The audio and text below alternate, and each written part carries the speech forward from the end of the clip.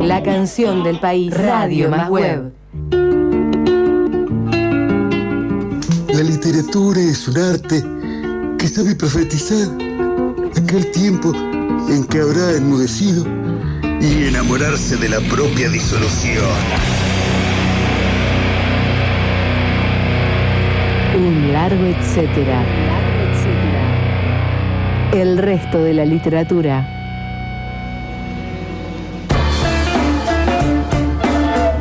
Amigos, amigas, les presentamos a la escritora del día de hoy. Vamos a hablar de Marina Yuksuk, nacida en Quilmes en 1978, poeta, narradora, editora y periodista.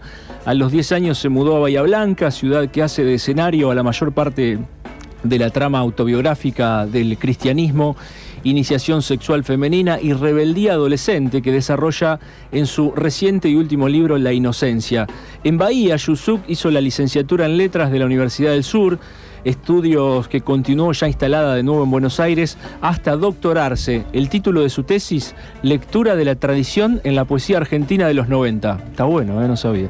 Además de La Inocencia, editada en marzo de este año por el sello rosarino Iván Rosado, publicó los libros de poesía Lo que la gente hace en 2012, Madre soltera en 2013 y La ola de frío polar en 2015 y la colección de relatos Los arreglos. Este último fue el primer título de la editorial Rosa Iceberg que ella misma lleva adelante junto a Emilia Arbeta y Tamara Tenenbaum y que edita exclusivamente textos escritos por mujeres. La infancia es una cosa armada con materiales tan escasos, escribe Yuksuk en su novela, que a uno no le queda otra que generalizar, asumir que pasaron muchas veces las cosas que una vez te contaron. Es como alguien que revisa una casa abandonada y encuentra una latita, se pregunta qué papel habrá tenido esa latita en la vida de los dueños, qué historias guarda. Un objeto fascinante que quizás alguien que ni siquiera vivía en la casa tiró al pasar como un descarte. Cualquiera que lea un texto como La Inocencia experimenta algo parecido, la certeza de que aunque un relato autobiográfico nunca es exhaustivo y a veces puede ser sesgado, inexacto y hasta tramposo, en algunos casos alcanza para dejarnos una sensación verdadera. ¿Hasta qué punto escribir sobre uno mismo significa asumir un riesgo narrativo? ¿Existe diferencia entre narrador, autor y personaje? ¿Cuál? ¿Qué pasa con los mecanismos de la memoria cuando se los pasa por los mecanismos de la literatura? ¿Y al revés? ¿Qué pasa con la literatura cuando se pone en función de la memoria? Hoy en la canción del país, Marina Yuksuk, Inocente por experiencia. Bernardo Borge, buenas tardes, bienvenido, ¿cómo le va? Buenas tardes, Perry. ¿Qué dice? ¿Todo bien? Todo bien. Marcelo Bonini también está acá, ¿cómo anda? Buenas tardes, Perry, todo bien. Bueno, ahí está, presentada nuestra escritora en cuestión del día de hoy. La vamos a escuchar a ella misma porque le hicimos unas preguntas, le hicimos una entrevista, respondió amablemente. Y tenemos en la mesa el libro que estamos citando de Marina Yuksuk, La Inocencia. Es una novelita de unas 150 páginas. O sea, sí. ¿Por dónde vamos a...? Ya hay muchos datos ahí compartidos para los oyentes sobre a dónde nació, dónde creció, venía escribiendo poesía, después escribió este libro, esta novela. ¿Dónde le vamos a entrar a La Inocencia? Bueno, hay muchas aristas por donde encararla. A lo mejor lo más llamativo, lo que primero llama la atención es que sea una autoficción, un texto con, digamos así, contenido autobiográfico, aunque la propia Yuksuk o la propia narradora de la novela se encarga de decir, a poco comienza su narración, que va a inventar todo, que se cansó de mitificar su vida y que, nada, desconfiemos de la veracidad de todo lo que se dice ahí, ¿no? Es un recurso que ahora que lo citás me hiciste acordar, creo que lo hace 2 o 3 veces. Es un recurso que uno lo encontraba, bueno, debe estar en muchos escritores, pero en La Iseca, que te viene contando la historia y en un momento te dice, che, estoy recansado de escribir esta novela, me voy a levantar de la silla, me voy a hacer otra cosa, y vuelve y sigue con la historia.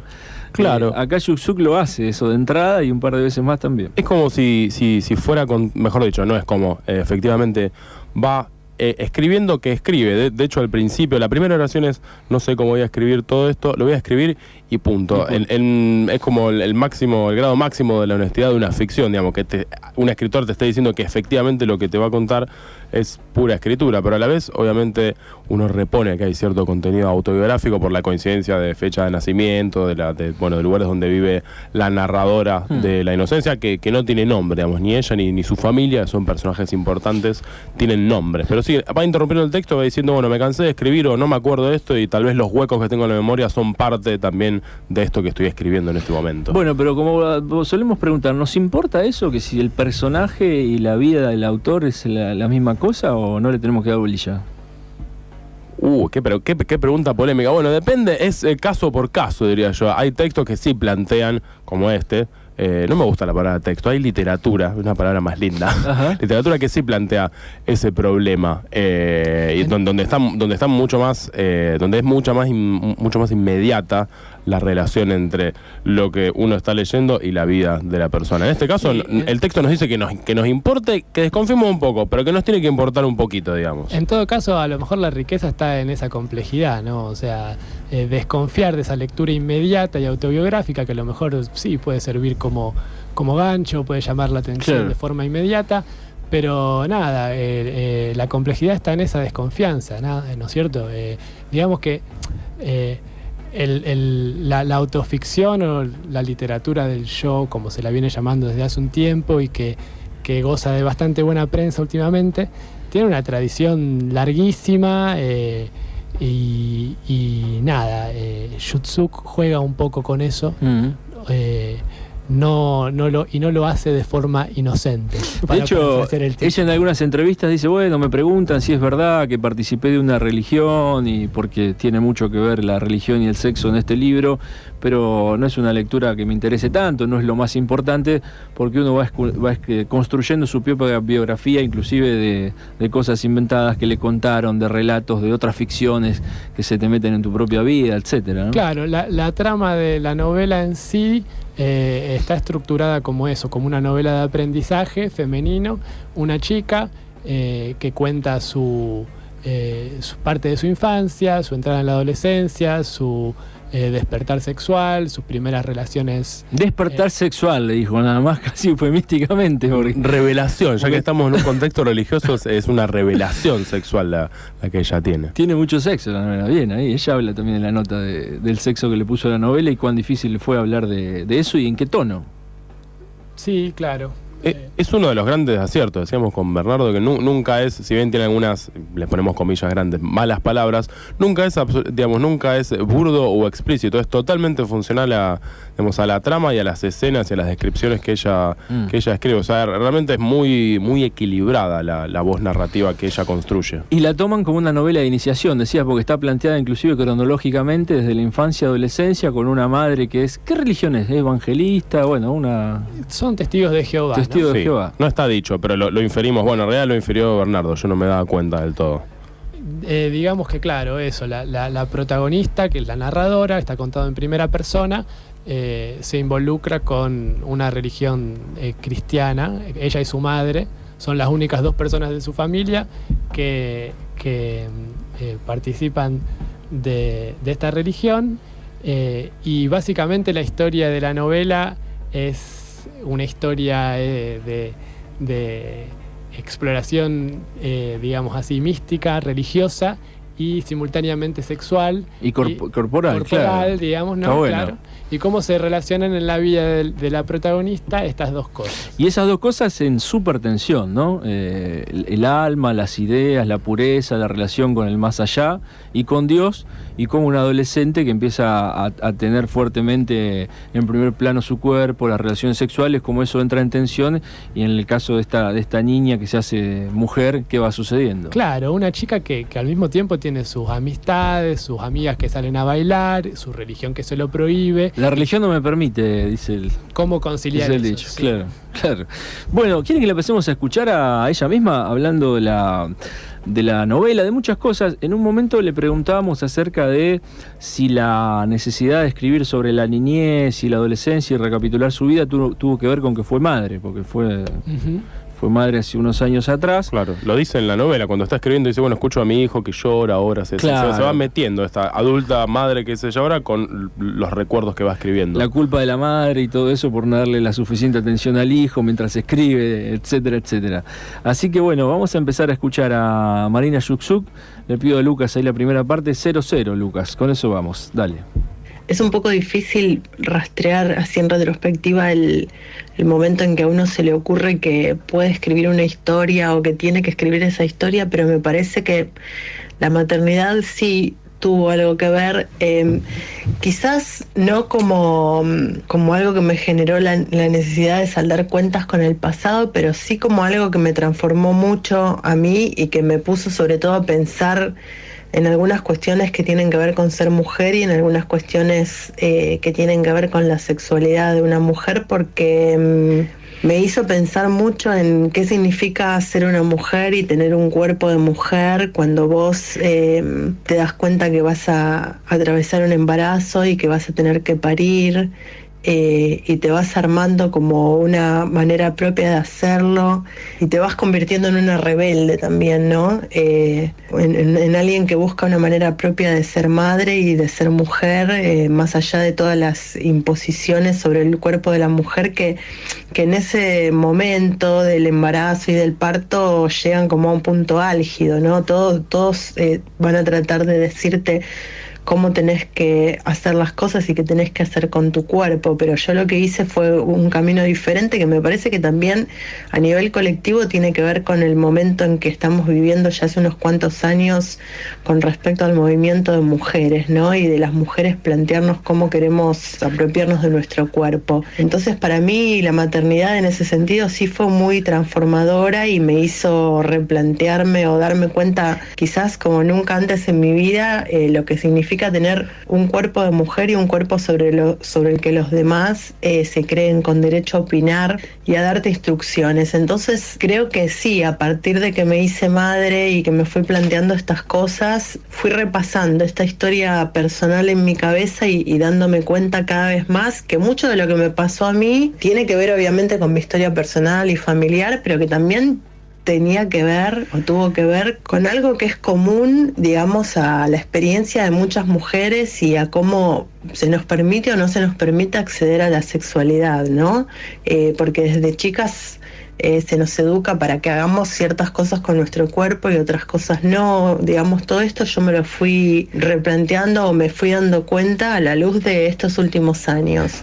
No solamente de ser madre, como te decía recién, sino también de estas cuestiones de repente cobraron visibilidad y se volvieron cuestiones que se discuten a nivel colectivo, que me parece que eso está buenísimo y que estoy convencida de que la inocencia no podría existir al margen de todo este gran movimiento donde estamos envueltas muchas mujeres de mi generación y de otras generaciones también. Bueno, la palabra de Marina Yuksuk, la escritora del día de hoy acerca de la inocencia, terminaba diciendo eso, que la inocencia está enmarcada en este contexto, en donde muchas mujeres se están empoderando en cuanto a sus derechos, su cuerpo, la sexualidad, lo que les ha inculcado o la sociedad y cómo se tienen que romper esas ataduras. En fin, un poco de contexto. Ella se reconoce como feminista, después lo conversa en otra parte de la nota, al igual que muchas otras mujeres, y gusta de pensar estas categorías en torno al campo literario, el lugar de la mujer en las editoriales, en la escritura, generar, no sé si un canon literario femenino, pero sí una tradición. Dice que son las mujeres también las que están buscando nuevas formas, en fin. Muy interesante, aparte de hablar en sí mismo de su prosa, de su forma, del tema y de la manera en que escribe, cómo lo enmarca en este contexto sociopolítico que vivimos. ¿Por dónde vamos, muchachos? ¿A dónde se quieren meter ahí? ¿Qué aspecto de Yuksuk les gustaría marcar también? Y habíamos charlado recién el asunto de la voz narrativa que ella compone, que es de lo que más nos gustó con Bernardo. Es absolutamente verosímil, no nos cansa nunca. Es como si la experiencia que ella relatara estuviese a la vez distanciada, ¿no?, del momento de escritura, esta experiencia de la maternidad que ella misma decía en la entrevista, y cómo no nos aburre, decíamos con Bernardo, cómo no nos aburre una persona que está escribiendo sobre sí mismo. Uno piensa en su vida, no sé, yo me pongo a escribir mi vida y son 3 páginas, no sé, muchachos, ¿cómo harían ustedes? La verdad que... No, digamos que para este tipo de textos se necesita una voz narrativa sólida, que sea verosímil, que sea cercana, atractiva y que se mantenga durante toda la novela, ¿no? Y la verdad que Yutsuk lo consigue exitosamente. O sea, ella tiene un tono, si se quiere, clásico, nunca demasiado complejo, equilibrado, con incorporaciones coloquiales que la vuelven cercana, con a lo mejor también incorpora referencias, digamos, culturales o subculturales generacionales. Los 90 por ahí aparecen, podría claro, decirse. Los 90, cosas a lo mejor más recientes, pero quiero decir, nunca se hace la canchera tampoco, ¿no?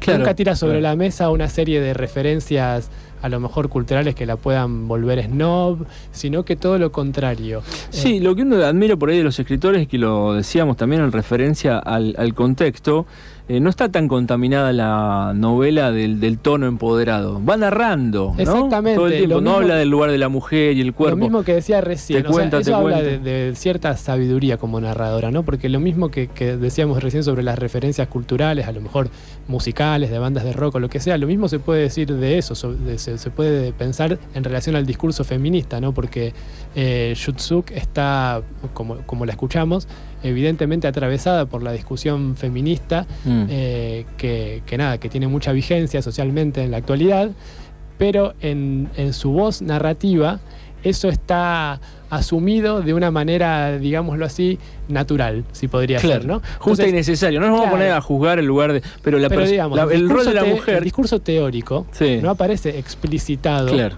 En términos abstractos, sino que en las... lo que le va pasando a la protagonista. Exactamente. ¿Y cómo se va descubriendo en ese lugar de mujer y cómo se va revelando? Hay una frase por allí en donde está ¿se le llama misa a las reuniones de esta religión? No. Creo está que en la reunión. Reuniones directamente. No sé si tienen misa los Bueno, aquel que testigos se de quiera Jehová. meter en ese mundo también está bueno porque lo cuenta bien. Yo no sé si de verdad estuvo fue evangelista o hizo un trabajo de campo, de investigación. Sí, testigo de Jehová. Fue testigo de Jehová. Sí, parece que sí. Entonces, bueno, están las terminologías específicas, los hermanos, la arquitectura los del ancianos, armado, la predicación. Claro, quién sanciona, cómo se predica, La todo jerarquía. La jerarquía. Y esto, viste, también tiene que ver con esta cuestión de un correlato, o sea, las reflexiones abstractas a lo mejor tienen mucha más potencia, impactan más si están digeridas literariamente, digamos, si tienen un correlato objetivo en los ambientes por los que transitan los personajes, si están somatizadas por los narradores, digamos. Entonces, la percepción femenina del mundo, por lo menos a mí como lector, digamos, hombre, me llega mucho más con una narradora como la que construye Yutsuk, que a lo mejor leyendo teóricamente reivindicaciones feministas. Digamos. Está esa experiencia expuesta aquí, porque le llamaban a la columna la inocencia a partir de la experiencia, una cosa así. Inocente por experiencia. Inocente por experiencia. Bueno, hay algunas partes que hemos seleccionado del libro que nos gustaría compartirles para que también, más allá del tema y el tono, tengan una idea de cómo escribe. Bernardo me decía que vaya al final. Yo tengo acá otro momento que es como un nudo, el nudo gordiano de la trama, que les vamos a compartir un fragmentito sobre lo que pasa cuando se confronta con sus padres, Yutsuk. Dice por allí la protagonista: un día cuando estaba terminando la tarde, mi madre me pidió que la acompañara a lo que llamábamos la oficina, un cuarto de la casa destinado al trabajo de mi papá. Ella estaba ahí esperándome, los dos muy serios. Mi mamá cerró la puerta y mi papá giró el monitor de la computadora hacia donde yo estaba mientras reclamaba tajante: ¿me podés explicar qué es esto? Como si fuera una alucinación, un cortocircuito, leí delante de ellos un mail de unos meses atrás en el que Martín me hablaba de nosotros y daba a entender en un estilo literario pero bastante claro por lo convencional que habíamos cogido. El mail en sí no era nada, algo que había pasado antes, y con ese antes yo situaba todos los desvíos que precedieron al giro radical en mi vida que representó la dedicación máxima a Dios de los últimos meses. Pero estar leyéndolo enfrente de mis padres, con una sensación parecida a la de tener la cara demasiado desnuda por primera vez, era insoportable. Yo no sabía cómo reaccionar a eso. Nunca me había pasado que las dos partes de mi vida, que durante tantos años separé cuidadosamente, como una ladrona profesional que no dejaba ni una sola huella, se cruzaran de una manera tan brutal.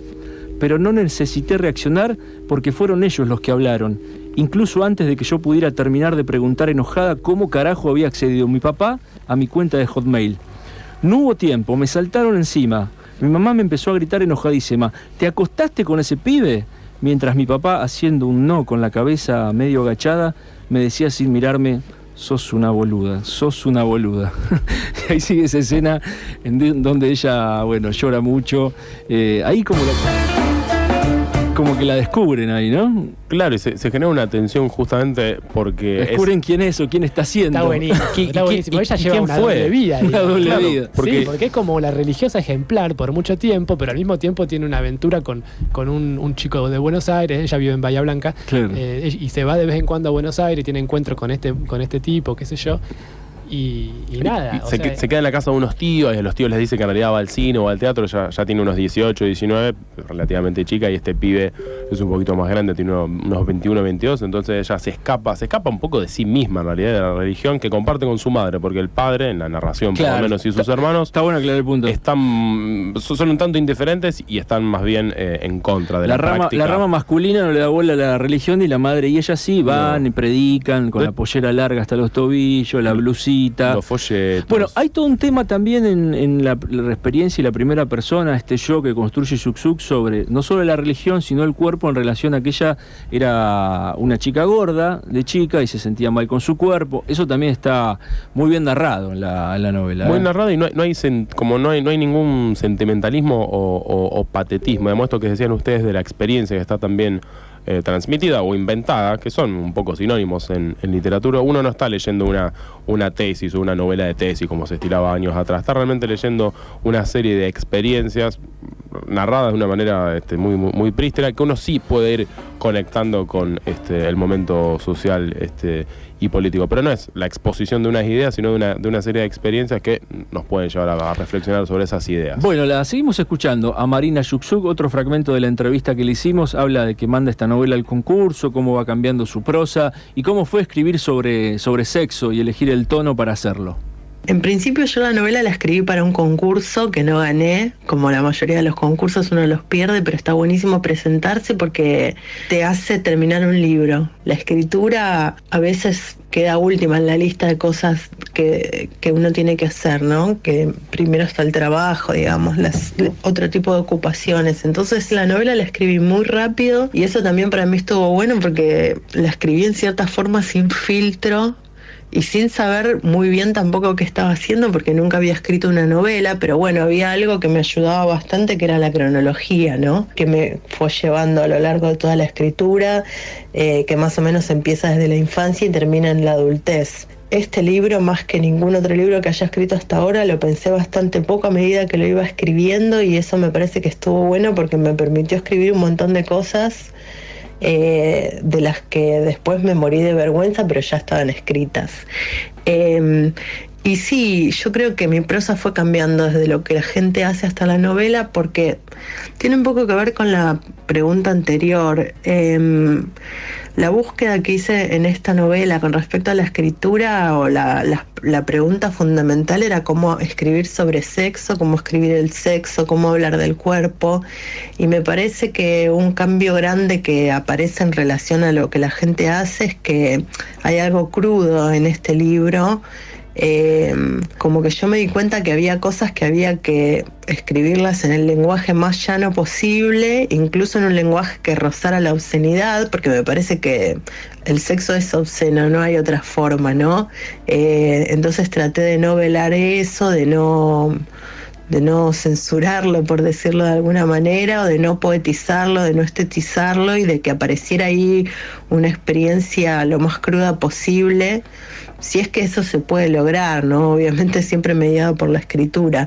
Entonces, en ese sentido, me parece que el tono de lo que la gente hace a esta novela es bastante diferente, porque, bueno, en lo que la gente hace, la la búsqueda de la forma y de lo poético me parece que está mucho más en primer plano que en algunos textos que aparecen acá formando parte de la inocencia, que en cierta forma no deja de ser una especie de collage de textos un poco diferentes entre sí.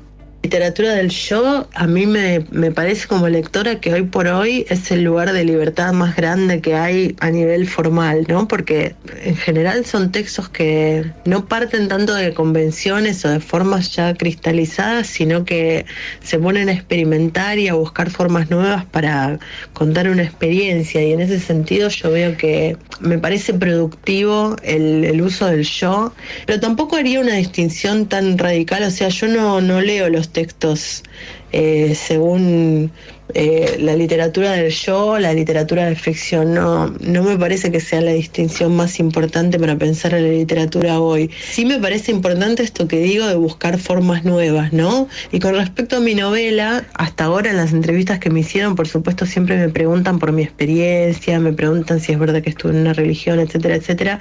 Hay algo a lo que quizás todavía no se le prestó tanta atención, y es que la novela está atravesada por otras ficciones que no tienen nada que ver conmigo, que no son inventadas o creadas por la narradora de esa novela, sino que son películas, cuentos de la tradición. Y entonces, bueno, por algo aparecen esas ficciones ahí formando parte del relato de una vida, ¿no? Porque me parece que todos estamos atravesados por la ficción en ese sentido, y quizás una biografía también es una especie de Frankenstein que uno va armando con fragmentos de lecturas, de literatura, obviamente, porque si uno es lector, la literatura forma parte constitutiva también de cómo vos te pensás y cómo vos te construís o te ficcionalizás, o cómo esas ficciones, que son ajenas en cierta forma, entran a formar parte de una biografía porque expresan cosas que quizás la escritura de la experiencia directa en primera persona no las puede expresar.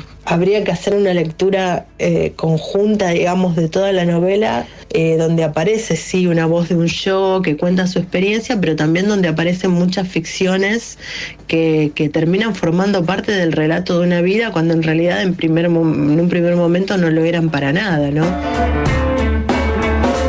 Bueno, Marina Yuksuk, hablando en otra parte de la entrevista, entre la primera persona, el yo autobiográfico, y la ficción que se va colando en la propia vida. ¿Alguna cosa final sobre este tema que toca? No, bueno, una novela muy interesante también lo que decía recién Yuksuk al respecto de las ficciones incorporadas a su libro, ¿no? Como que da a entender eso, tiene una mirada compleja sobre la literatura del yo, y da a entender que la autoficción es ya en realidad una herramienta más que forma parte de el vasto arsenal de la literatura, y que se puede incorporar de una forma, digamos, tergiversada, sesgada, eso, como decíamos en la introducción, medio tramposa, ¿no?